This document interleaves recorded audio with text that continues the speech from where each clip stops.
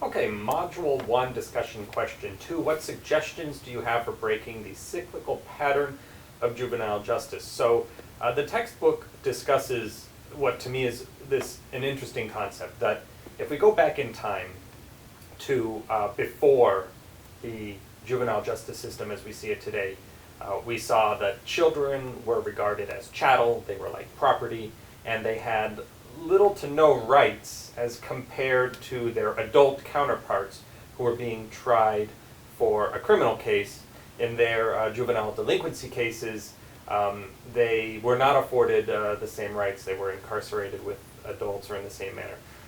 Fast forward to the post-1960s era, and we see that juveniles start to get recognized that they are in fact different than adult criminals, and that they sort of need a different approach with regard to how the administration of justice for juveniles should be handled. But what happens is that as the process continues to evolve and advance, there's another shift, and that is that some juveniles are viewed as dangerous, or even more so, than their adult counterparts. And it might be true that certainly there are, unfortunately, children that commit horrible acts, but what remains consistent, and what I think probably has never changed throughout history, is that children have a diminished intellectual and cognitive capacity as compared to adults. They're just not as emotionally and socially and intellectually developed. And that is why I think is the biggest factor for why juvenile justice has been separated from an adult justice system, because of the recognition that children are just, they're not operating at the same level as an adult. The hope in that is that therefore there's a greater chance for rehabilitation. But this cyclical pattern the textbook is referring to is a recognition that what unfortunately happens is that because sometimes children are now being viewed today as being as or even more dangerous than adults, they are sent through a pattern where they're not actually being rehabilitated.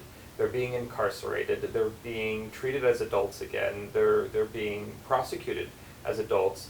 So sometimes we see 14, 15, 16, 17-year-old children who they commit murder, and then they're tried as an adult.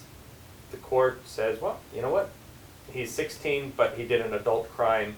He had an adult mens rea, and therefore we're going to try and sentence him as an adult. And so we're seeing this cycle of sometimes these kids, maybe not the murderers, but they get thrown back into the system. So how do we break this pattern? So my suggestion would be that as much as is possible, children need to be viewed as individuals. Why does a child commit a crime, commit a delinquent act?